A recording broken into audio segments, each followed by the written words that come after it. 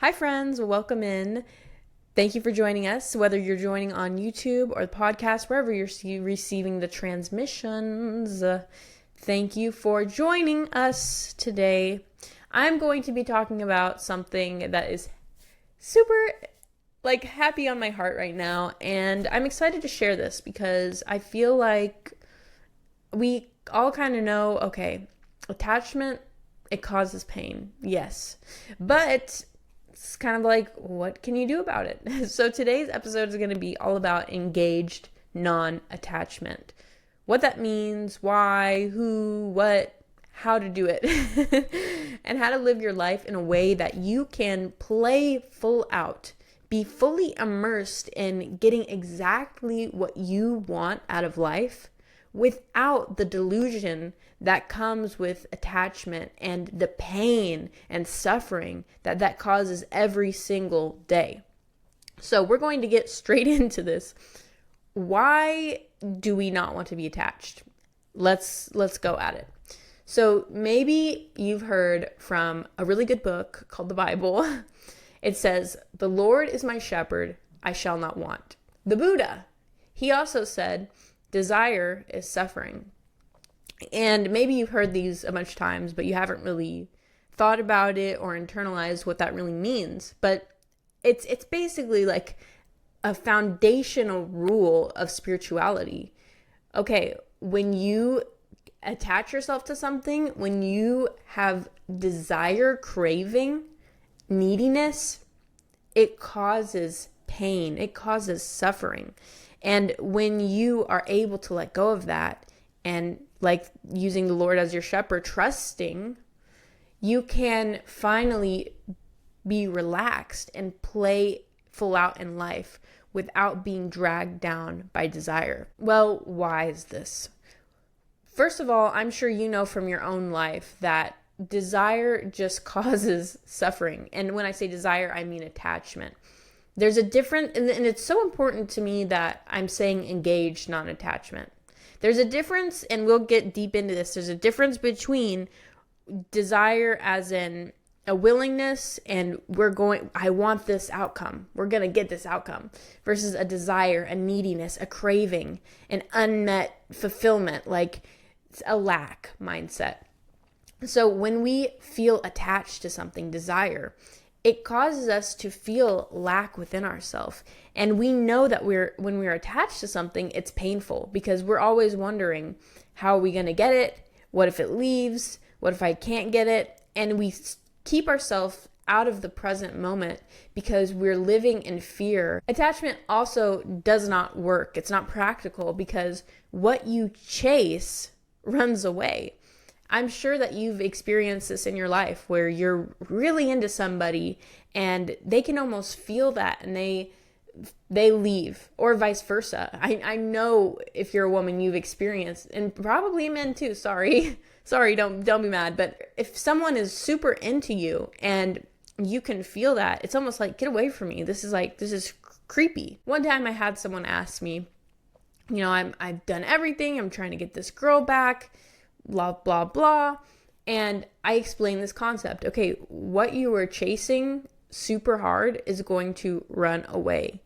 And he's like, I can see that you're saying that, but I'm so angry right now because I'm putting out all of this effort into getting her. Why is it that way? Why is it that since I'm putting all this effort into pleasing her, doing all of this, and she's running away instead of liking me even more? So let's talk about this. When you are doing something out of attachment, when you are doing something out of desire, it is not the same thing as pleasing your partner. It is not. Because when we are in attachment, we are doing things out of a selfish need to keep ourselves what we consider safe.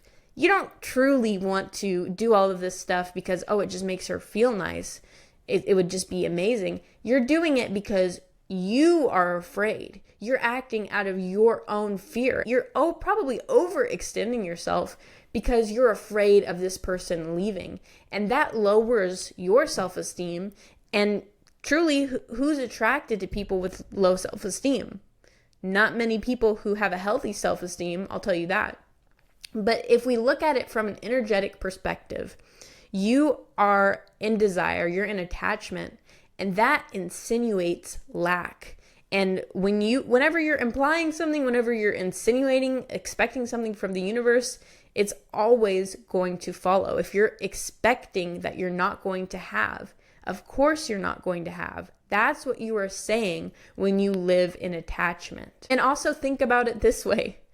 It's almost like a natural safeguard of that. It's a good thing that it is naturally unattractive when people are in this state of desperation and desire. Can you imagine if it wasn't? If we were intrigued by people who are just so desperate and willing to do anything for our approval? Unfortunately, the only people that that's attractive to is manipulators. And if that was attractive to everybody, can you imagine the chaos that would ensue because people could just instruct others to do whatever and they would just do it? So it's kind of a natural safeguard that is just not appealing to us. The alternative is having someone who likes that you'll do anything for them. And if you have someone in your life that likes that you'll do anything for them, run fast. That's when you actually get into some trouble. But it's also a safeguard in another way. The whole point of us being here, and I'm not ruining the surprise because I'm just communicating this. I can't experience it for you, right? But the whole point of us being here is to re-experience ourselves, to understand ourselves again as a divine infinite being who has the power to create and to experience our own power. You cannot do that when you're giving away your power in the form of attachment to another person. When you say, okay, all I need in life to be happy is you hold my power, you're not experiencing yourself as that divine infinite being. And so, of course, life here hurts. Of course that other person runs away. Of course the stuff that you put on a pedestal leaves. Because in that moment, they're not helping you experience your divine nature. And the universe conspires. It literally conspires for you to have that aha moment for yourself. It is an incredible, amazing, fascinating thing that whenever we get attached to something, it leaves. Because we have the opportunity when we get attached to something and we lose it to understand our power. Oh, I forgot. Oops. I actually didn't need that other person to be happy. I have the happiness. Oh my gosh, I didn't need this object. I lost it. It's fine. I feel lighter because now I don't depend on it anymore. When you start to see yourself as that divine infinite creator, you know nothing else can complete you. You don't need anything. You don't need the hair. You don't need the clothes. You don't need the person. You don't need the place. You're going to go on. Even after our experience here, you're going to go on. So you cannot have that aha moment that your soul wanted to come to earth to experience when you give that divinity away. So how do you know when you're coming from attachment, when you're coming from desire? You know you're attached when you start to have that thought or feeling that you couldn't go without it. If that person left, I don't think I could do it. If I lost my phone, I think I would die. Depending on your discomfort level of not having something, it's kind of like a scale. The more you know, okay, I'm kind of attached to that, the stronger your emotional reaction to not having it, not being able to have it, the more you are attached. But this is a good thing because when you can gauge that, you can follow some steps to get unattached. So what might you be able to do? One thing you can do is purposely go without it for a time. If we're talking about the phone, don't use it for a week. See what happens. Do you think you could survive? Do you think you could make it? Maybe it's a person. Maybe you clearly communicate exactly what's going on, what you want to do, and maybe you want to have a week to yourself. Who knows? Or if that doesn't seem like an option, maybe you say, okay, I'm going to devote some time to getting to know myself outside of this connection because I feel like I'm immersed in it fully. Of course, if there's an attachment, that will be uncomfortable at first. And like we said, it's like that scale. And the more you have that attachment and that emotional reaction, expect to go through that at first. It's just like a breakup. You move through those emotions, but what happens after is you feel lighter and you feel like you have more power again. You know, okay, I don't actually need that thing to survive. But now it's a conscious choice. You can always go back to choosing to have that phone. But now it's from a place of choice, not a place of force and attachment. You're choosing it because it makes your life better. You're appreciating it. You're not attached. The whole point of going without something is so that you can get to that emotion and you can start to choose something instead of feeling glued to it. And if the separation is not a possibility, you can always do this just with surrendering your emotions. You can move through the emotions. Imagine what would happen if you lost your house. Imagine what would happen if you lost every single thing you own. Your closet goes up in flames. Feel that in your body. Sit with that. Honor that. And like I said, with the emotions, you'll feel that coming up so that you can process it. And even though, you didn't actually lose your clothing, you might even feel a bit lighter because you're not subconsciously worrying, okay, well, what if my house burns down? What if this happens? What if that happens? You're giving yourself a space and a context to process those feelings of attachment to the things that you kind of subconsciously have an attachment to. Sometimes we don't know that we're attached because it's so deeply subconscious. It's within our identity. And until something drastic happens, we don't even get the chance to process it. This week, my family shared with me they're thinking of selling our family home.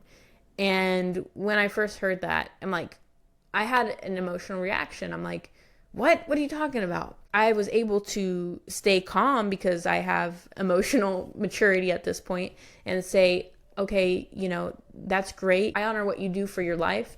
Choose whatever house suits your lifestyle and makes you happy. But at the end of that conversation, I did go off and cry because I didn't realize I had an attachment to that house.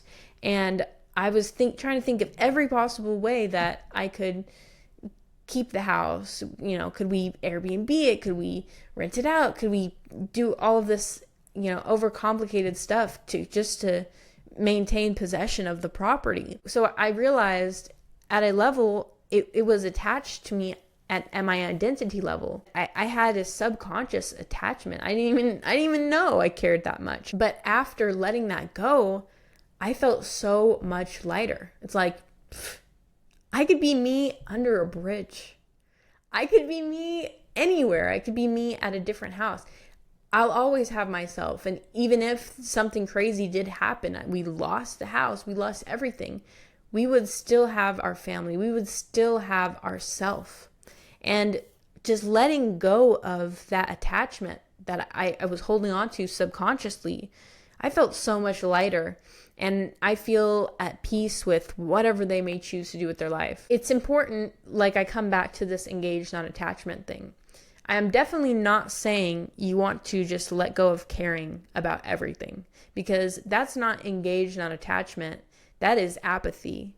And when you are living your life in engaged non-attachment, you still have goals. You're still like, okay, I want to live somewhere that suits me. I want to live somewhere that has this, that, and the third. I'm dreaming up all these incredible things and I'm willing to get there. But apathy would be like, I don't care about the house. I could live under a bridge. It doesn't matter. But that's different from me saying, if all else fails, I still have myself. Because I know if I lived under a bridge, whoever I'm with, or even if I was alone, we could build from that bridge. There would be a night of sleeping under the bridge, Max. I'm saying I trust myself no matter what situation I end up in, no matter what life throws at me. Not saying, oh, I don't care about my living situation, because I do care. I super care. I want the best for myself. I believe that I deserve the best. I believe that I should have a beautiful kitchen. I believe that I should have a space that smells nice, that feels nice, that is furnished beautifully, that has opulent features, that is just incredible. I believe all of that is true, and I'm willing to devote myself, to devote my life in pursuit of what beautiful living looks like to me, without an attachment of, okay, well, it has to be at this one place. It has to be here. I have to maintain possession of this. Doing so is delusional, because not only does it just waste a ton of energy, but it's delusional because the universe is always going to want to serve me. The universe is always conspiring to get you what you want. The question is, will you allow it? So if I were to say, okay, I want all of these things very specifically, but it can only be in this small context, I'm limiting infinity in that moment. And when I can open up and say, I'm not attached to exactly how it looks, but this is exactly what I request, the universe has a lot easier of a time fulfilling that order. It would be like you saying, okay, I'd like a partner, but they can't be from work. I don't want to meet them at the bar. I don't want to meet them while I travel. I don't want to meet them on an app. So you close off all of your perception to any of those situations. And you're like, okay, universe, work with me there. The universe is like, oh, girl, what? So it makes your job of attraction and fulfillment a lot harder when you give a ton of limitations to how things should work out. So when you are an engaged non-attachment, you know clearly what you want. There's no settling involved. There's no such thing. But you're more open to how it plays out, because who are you to think that you know better than infinity? And the truth, the end result is always something way better than you could have planned. You could sit there, blueprint this entire marvelous plan for your life. It's a beautiful plan. It sounds incredible. But I promise you, if you are surrendered to source, if you are open to your journey, you will end up with something 10, 20, 100 times better than what you came up with, because you do not know what they know. You cannot know, because the infinite wisdom of infinity sees more, knows more, and plans more for you. So allowing the amazing possibilities to come into your life because you aren't attached to how you think it should be will actually allow you so much more fulfillment. Things are better than you could ever freaking imagine. So don't block your own blessings because you think you know what's best. If I had to put it in a formula, know your why and your what, but not the how. So know that you want a beautiful living space, that you are going to have a beautiful living space, that you're going to have a partner that does this, that, and the third. And then let the universe fill in the details. You don't need to know the little details of every single thing for it to unfold. And that is where you're engaged in the setting of what you do want. You're moving your sail, but you're letting the wind, you're letting the circumstances of life and what the universe really has for you to bring you there with flow and ease. Imagine if you had a sailboat, but you didn't point the sail in the right direction, and instead of using the wind, you just tried to paddle and scoop the water. It's like you're never going to get there, and you're going to get super tired and frustrated, and you might starve to death doing that. So just point your sail where you want to go and allow for the wind to take you there. But knowing that wishing for the sail to be in one direction is not the same as actually moving your sail to be in that direction, right? So part of being engaged, non-attached, is knowing that you can never have what you want. You can never have what you want. You can only have what you're willing for. You can't have what you want because want implies a lack. And when you are in that desire, when you're in that want, you're implying the lack, you're implying the don't have. So when you are willing for something, it doesn't look like desire, it doesn't look like attachment. It's like commitment, it's like devotion.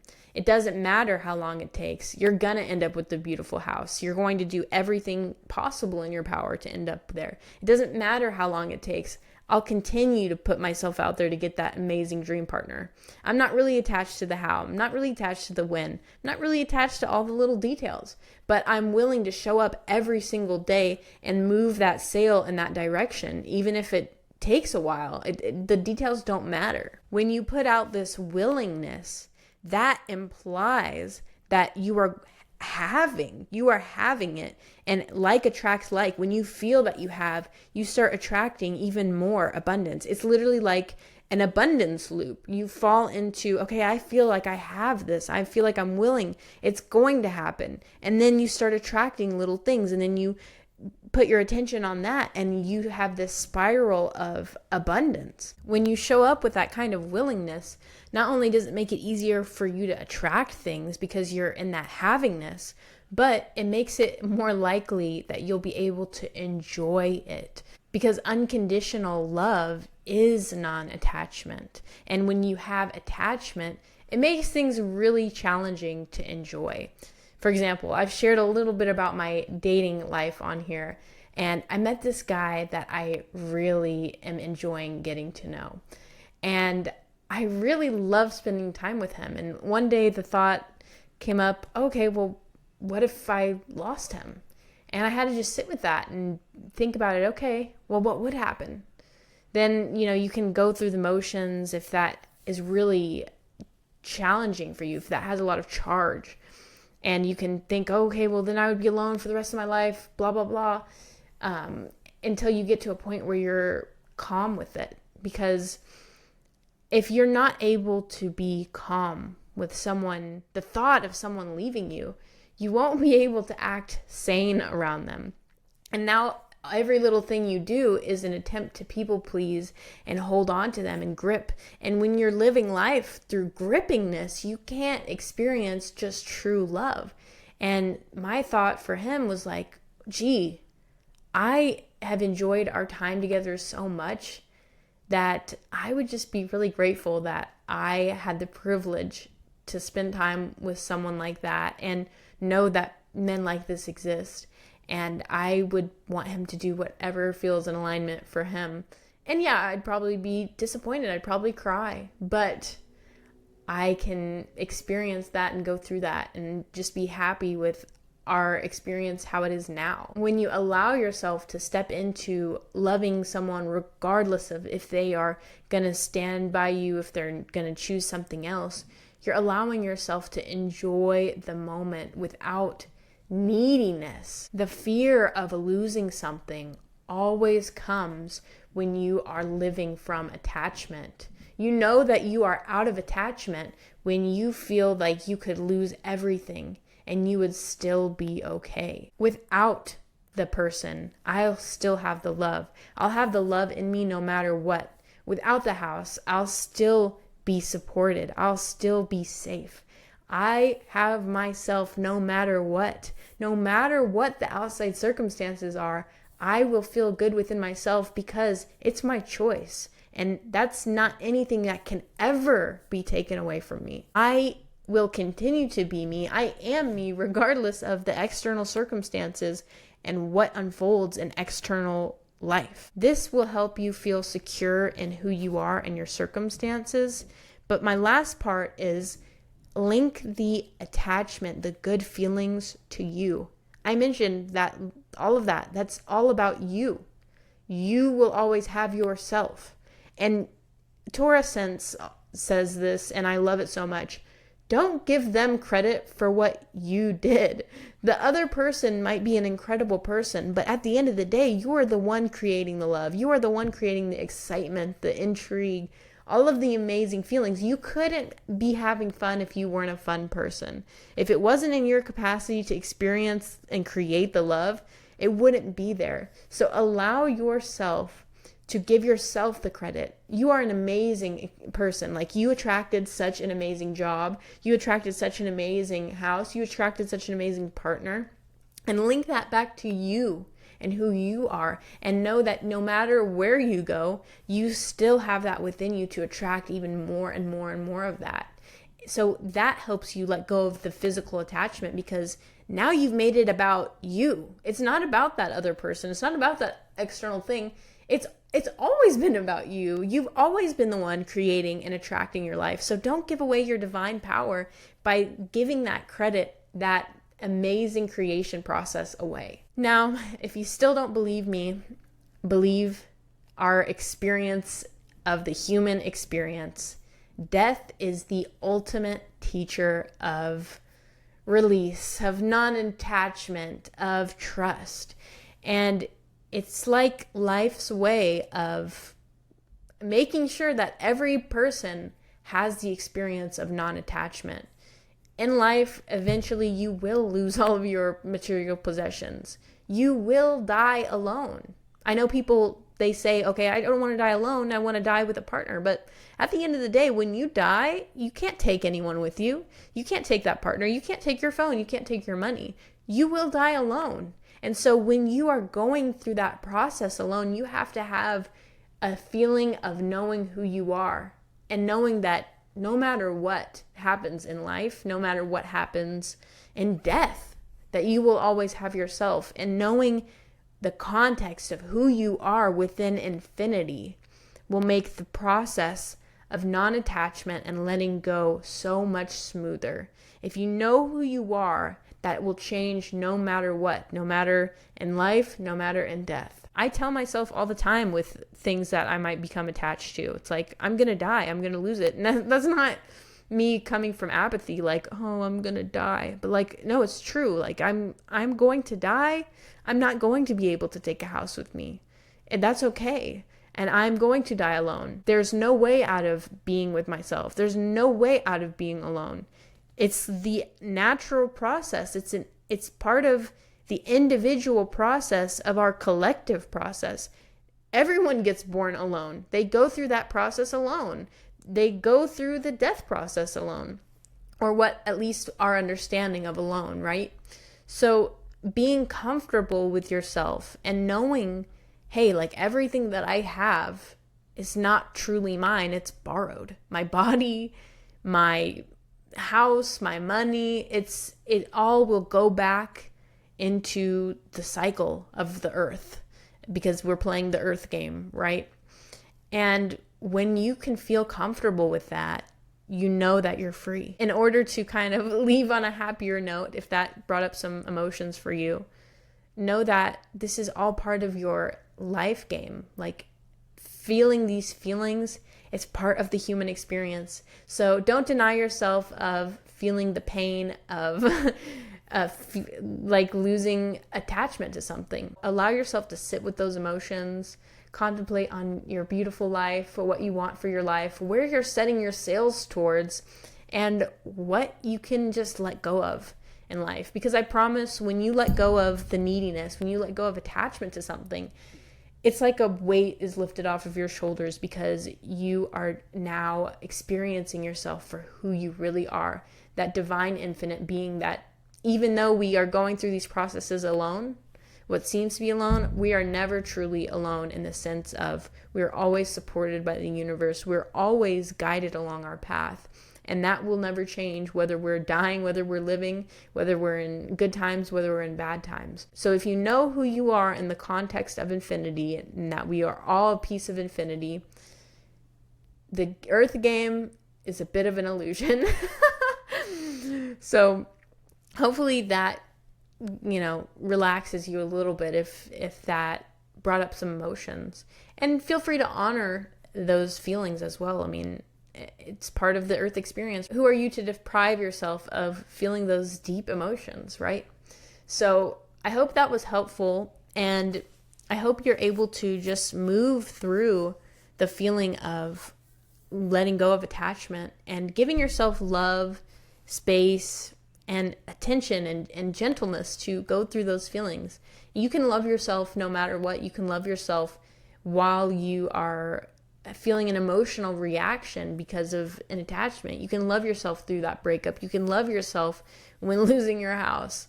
Like, all of that is a possibility within unconditional love, because unconditional love does not exclude.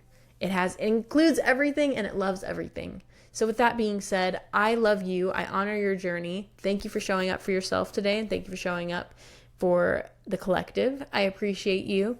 and I will catch you next time. Bye. If you would like to learn more about me, my socials are at @CivusSoul, and if you'd like to work with me, feel free to reach out. To make it easy, you can comment or DM me a line. I appreciate you all, and I will see you next time.